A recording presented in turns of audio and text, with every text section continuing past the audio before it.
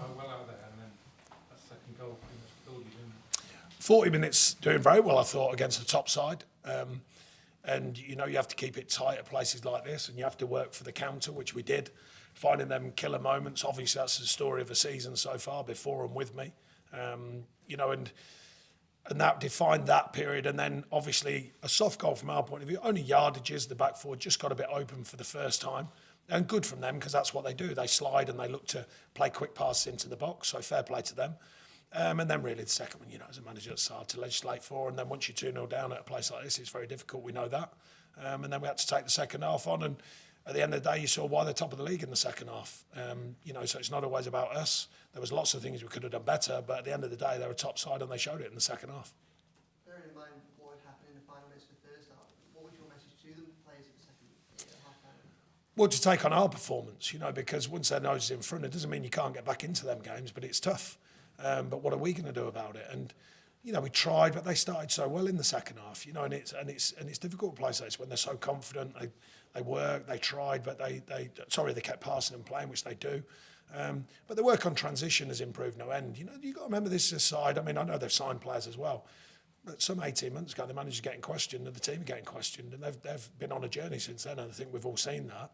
We've got to restart our own. You know, this is a group that are learning from us, a different kind of voice, different feel.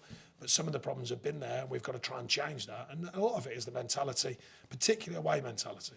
You know, them stats from last season, this season, they're there for a reason. There's only one group of people who can change it, and that's us.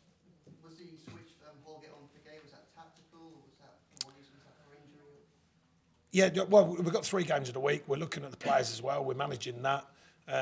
We do know the stats and the facts. You know, it's harder to win here than other grounds. But no, we did come here to win, make no mistake. We beat them a couple of weeks ago. So, you know, there's no reason to not come here, at least be brave. And I thought we were brave enough in the first 40 minutes because, like I say, you know you're going to have to absorb some of the game, which we did. And we worked well on counter, so I've got no question marks over that. But to come in 2-0 down, you're super frustrated as a manager when you come in 2-0 down after that first 40 minutes. Do you think you learned anything new about the side today? Some things. They're for me to know. How can you change that mentality, Sean, and get them We so do. that they can win away? Well, you've got to bring a home mentality away. You've got to change the psyche of each individual because it spreads like wildfire. When you get players playing with that edge away from home, others join in. But someone has to start the process. No one gives it to you. You know, teams don't give you results. You know, the feel at home is amazing with the fans. They've been exceptional since I got there. They were great again, you know, to come all this way. Great again tonight with the numbers. And for 40 minutes, they probably thought, all right, we're on it again.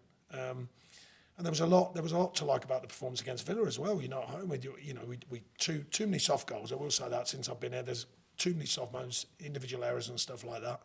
But we created enough to score goals. And even first 40 minutes, I thought we did today. But, you know, all you can do is keep reinforcing it. All you can do is keep working with the players and give them that edge or help to give them that edge when they're away. But it's been there for a while, so it's not a new thing, you know, last season, this season. So it's a work in progress. You know, I wasn't naive when I got it. You know, I wasn't thinking it's just all an easy fix and you just roll into winning every game. And I wasn't thinking that when we beat these at home. I'm going to show you, if you saw my interviews, all right, it's a step. There's lots of steps to be taken now. So one from over there.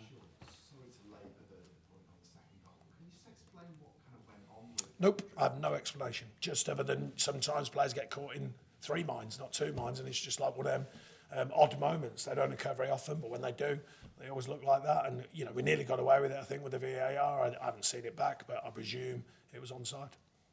Sure. Why do you think there's such a big difference between the performance levels in the first 40 and, let's say, the second half in particular? Obviously, you mentioned the second goal there, that's an individual error, but it felt like chalk and cheese, that first half to second half. No, but you've got to give credit to the opposition. These are the top side, everyone knows that. They're top of the league for a reason.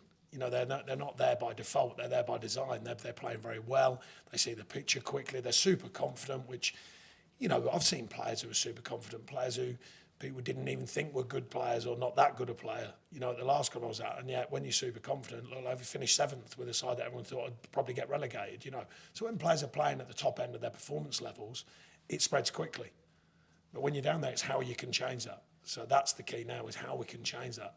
there's still some good performance tonight individually, but now we've got to make sure that rubs off on everyone, where people are just off the mark. And the details are so important in Premier League football. People don't always see them. You wouldn't expect them to. Fans don't always see them. But the details are so important in Premier League football. You've been here at Everton for a month now. I just wondered how pleased you are about the progress from the team in that time. Well, we've got 6 points that they hadn't had previously, so that was a start. We've looked, I would say, I've been pleased with more organised, if you like, than what I'd seen previously in my style. That is, I'm not questioning the manager. They all have their own way of doing things. But in my style, we've looked the organisation I look for. We've countered at times. We've offered more threat, certainly against Villa. We offered more threat against Leeds. We offered more threat. So that's been pleasing.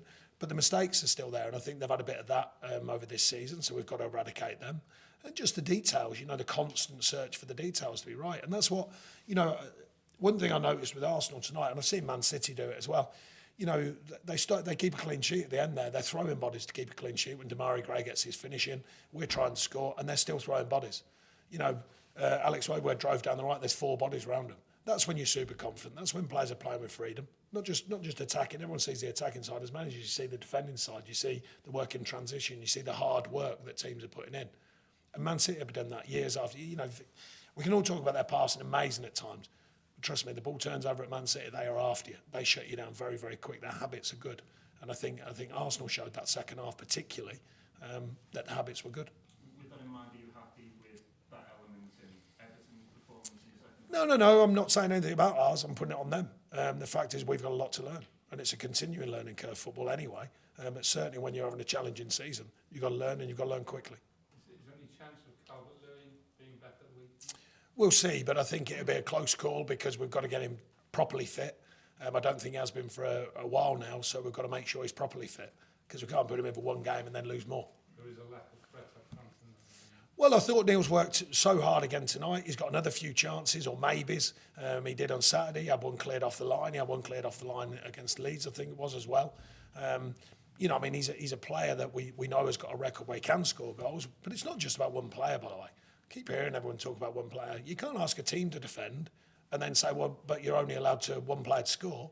If you defend as a team, you've got to score as a team. And I mentioned that in the week. So my emphasis on everyone standing up and being counted, everyone trying to score. That's what I think. Right, folks. Cheers, everyone.